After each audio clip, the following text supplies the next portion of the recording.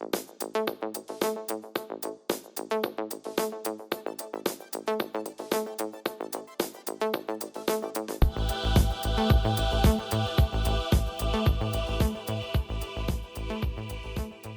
my name is Loritz. I'm 27 years old.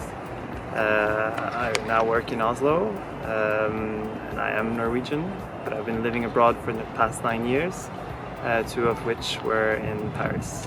I studied at Sciences Po in Paris, and I did my master's in human rights and humanitarian action, and also in international energy, Middle East, Arabic and French.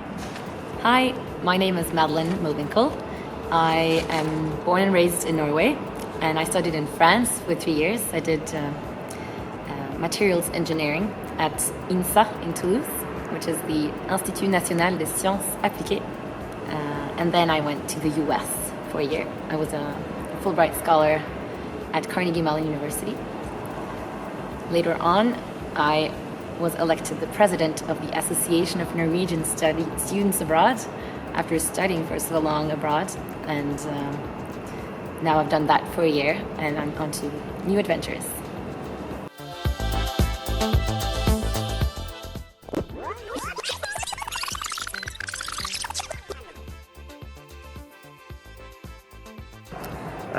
Actually, I was studying in London before, and I met a lot of French people there, and they were telling me about the possibility and opportunities to study in France.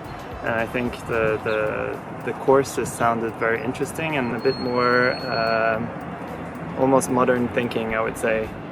Well, the French education is a little particular in the way that you're very closely followed up. You have a lot of classes. We had 9 different classes per semester, whereas in London I had 4 classes per year. And so it was much broader, and we touched upon many different subjects. And in some way I feel that really prepared me for a working life.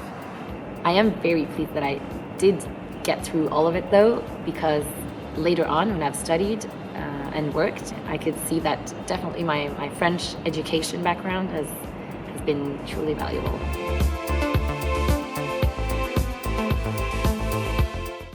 There are a few famous Norwegians who studied in France, as a matter of fact. One of them is called Jonas Gahr Støre. He's the leader of the biggest party in Norway, the Labour Party. He did his master's, I think, at Sciences Po in Paris.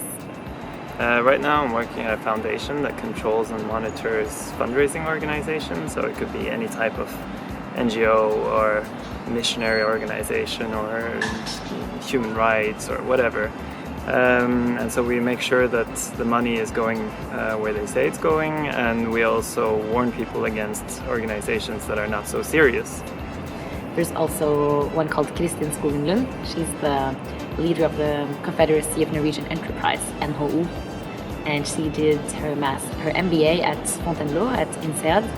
So I'm very satisfied with the courses that I took. It is a proof, I think, of the fact that French education is recognized and respected, and also good.